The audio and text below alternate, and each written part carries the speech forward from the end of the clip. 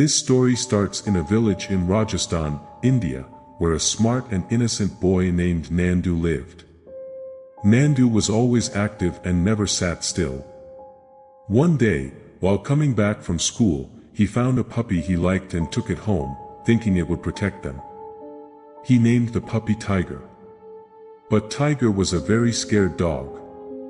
He didn't bark when people came to the house and got frightened even if someone sneezed loudly. Nandu and his family were well liked and respected in their village. Nandu, being smart and well behaved, was liked by everyone. However, their neighbor was jealous of them. Out of envy, the neighbor used black magic, wishing bad things for Nandu's family. A few days later, Tiger started acting strangely. He began knocking over plates when people sat down to eat, making it a habit. One day, Tiger knocked over a plate of curry onto Nandu and then ran away, leaving Nandu confused about what to do. That night, everyone went to sleep, with Nandu and Tiger sleeping in the same room. Around 3 o'clock or 3:30 a.m., Nandu was woken up by the sound of stones being struck together coming from the road behind their house. At first, he thought it might be an animal and didn't take it seriously. But the sound grew louder, waking up everyone in the house. They were all confused. Nandu's father asked him to check what was happening. Nandu, with Tiger for protection, went outside. They thought they saw someone sitting a little distance away but couldn't see clearly because the village had no streetlights. In the moonlight, they saw someone sitting and doing something. Nandu realized that this person was making the noise. He and Tiger walked towards the person. As they got closer, Nandu saw it was an old man, hunched over and striking stones together. Nandu was about to tap his shoulder when the old man suddenly turned to look at him. What Nandu saw made him freeze in terror. The old man's eyes had no eyeballs, and blood was flowing from them. Terrified, Nandu turned to run, but Tiger was nowhere to be seen. Nandu ran for his life. Glancing back, he saw the old man hopping like a frog, chasing him. Nandu ran into the house, and when he looked back, the man was gone. This all happened in less than 30 seconds. Nandu couldn't comprehend what had just happened.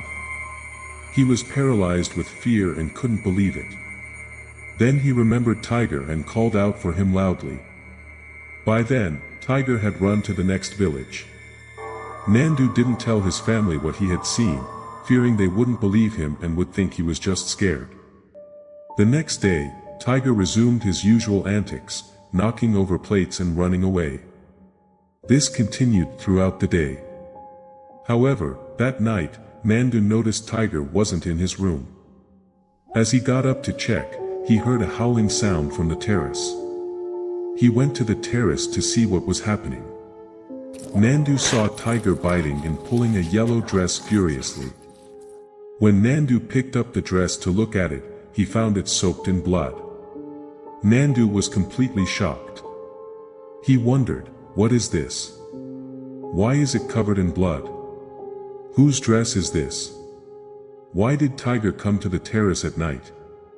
As Nandu thought about these questions, Tiger started pulling at Nandu's pants as if to say, "Come with me." Nandu followed Tiger to the upper terrace, a place they rarely visited.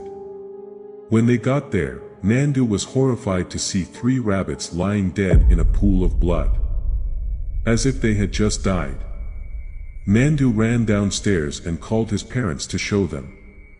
They were terrified and couldn't understand what was happening. This incident deeply shook them all. Nandu couldn't figure out what was going on, and it was the first time he saw Tiger behaving this way.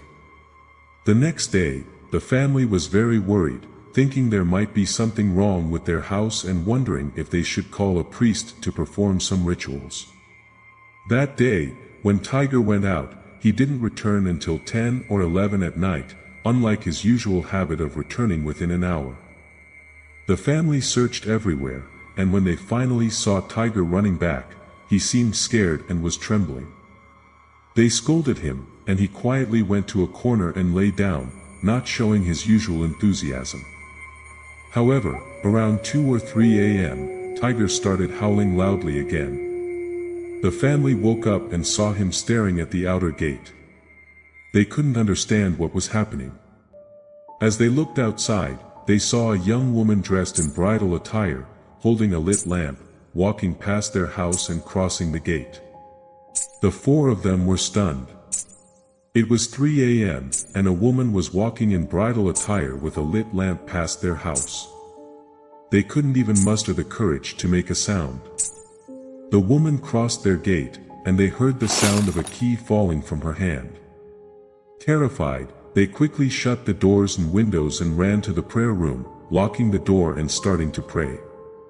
They all spent the night in the prayer room. The next morning, when Nandu's father stepped outside to check, he saw bloody footprints on their wall, as if someone had walked over it. This sight terrified them even more.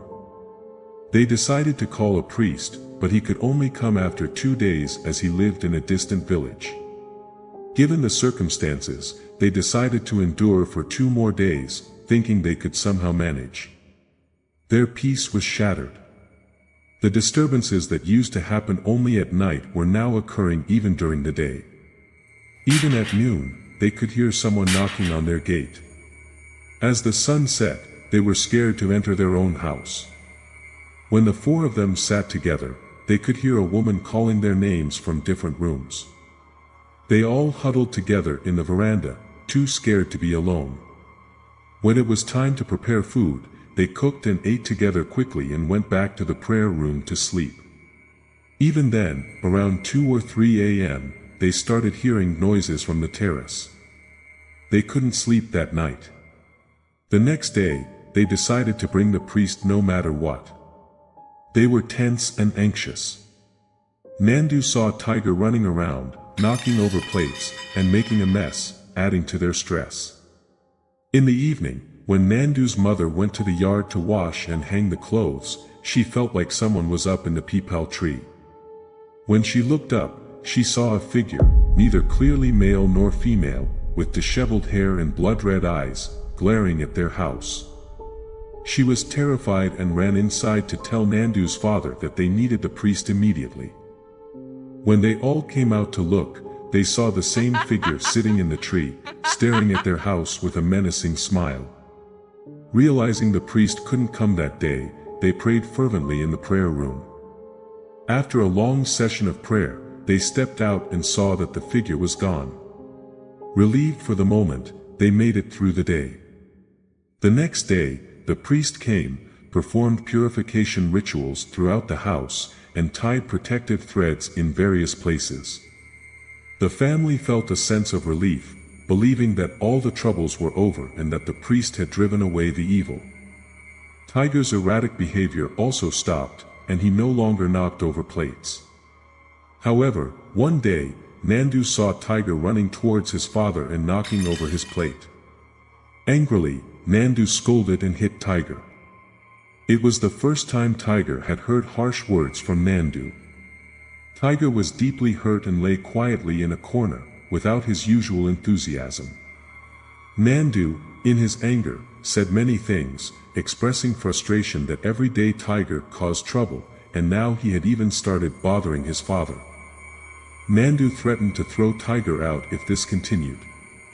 Hearing this, Tiger, deeply saddened, went outside and lay down.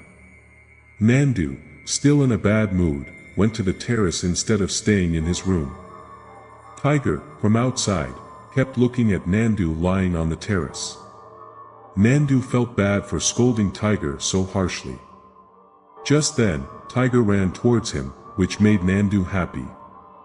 He thought Tiger had come to make up, but as he tried to hug Tiger, the dog leaped over him. Nandu didn't understand what was happening. But Tiger had a reason for jumping over him. From below, Tiger could see an entity hovering above Nandu's head. This entity was summoned by a powerful Tantric to attack Nandu after their neighbor's black magic failed. The entity was meant to take the life of whoever saw it first. Seeing the entity behind Nandu, Tiger tried to attack it. Nandu turned around and saw Tiger floating in the air, as if someone was strangling him. Within seconds, Tiger fell to the ground.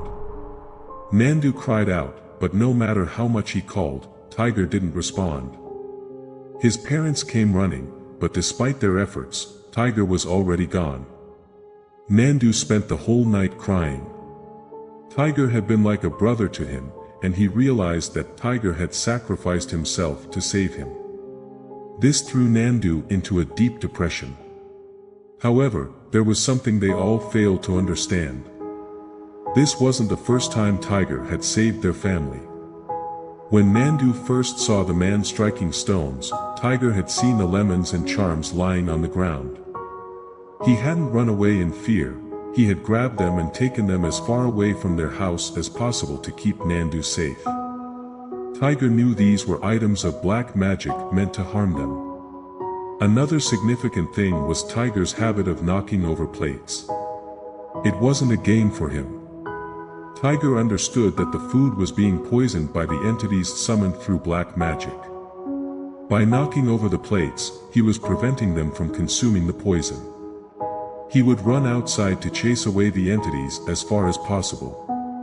The family believes that even after his death, Tiger's spirit remains to protect them. Many have claimed to see him, standing tall, guarding their house. If you enjoyed this story, leave a like and share it with your family and friends. Comment your thoughts. For more stories like this, subscribe.